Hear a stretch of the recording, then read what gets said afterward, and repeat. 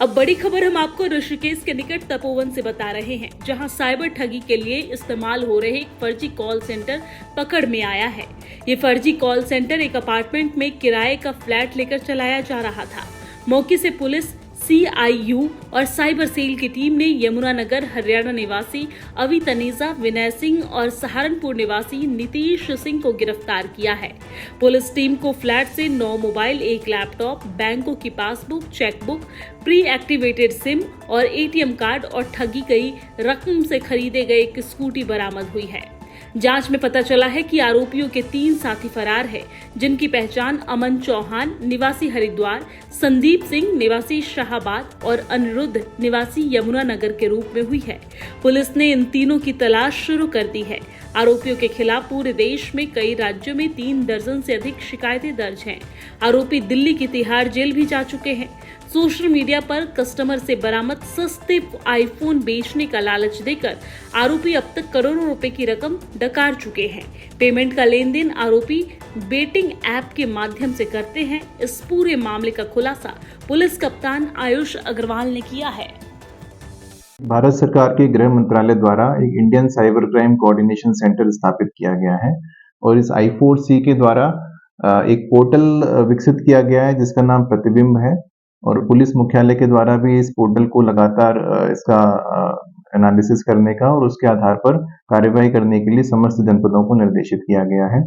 और उसी क्रम में टिहरी पुलिस को इस पोर्टल के माध्यम से एक सूचना प्राप्त हुई थी कि थाना मुनिकीरेती क्षेत्रांतर्गत तपोवन एरिया में कुछ इस प्रकार के सिम कार्ड्स एक्टिवेटेड हैं जिनके द्वारा साइबर ठगी की जा रही है और जो इन ठगी के विक्टिम हैं मोस्टली ये हमारे दक्षिण भारत में कुछ राज्यों में स्थित हैं।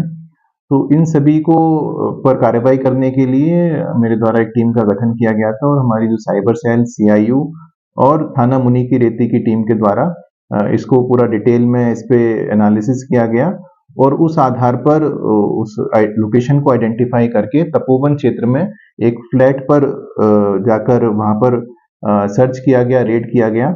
तो उसी दौरान वहां से 3 अभियुक्तों को गिरफ्तार किया गया है जो कि वहां पर फ्लैट एक किराए पर लेकर एक फर्जी एक कॉल सेंटर संचालित कर रहे थे और उस कॉल सेंटर के माध्यम से लोगों से साइबर ठगी की जा रही थी।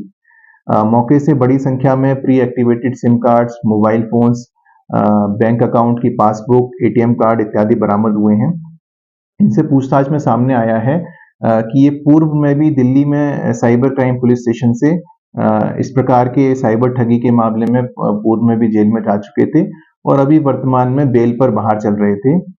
पिछले कुछ समय से ये तपोवन में इस फ्लैट पे किराए पर रह रहे थे और यहाँ पर ये लोगों को एक फेक एडवर्टीजमेंट चलाते थे जिसमें कि आईफोन को काफी भारी डिस्काउंट पे बेचे जाने का एक ऑफर दिया जाता था और इस प्रकार से कुछ इनोसेंट लोग इनके जो साइबर ठगी के जाल में फंस जाते थे और उन लोगों को फिर कस्टम क्लियरेंस के नाम पर या कुछ एडवांस मनी के तौर पर उन लोगों से पैसा लेते थे।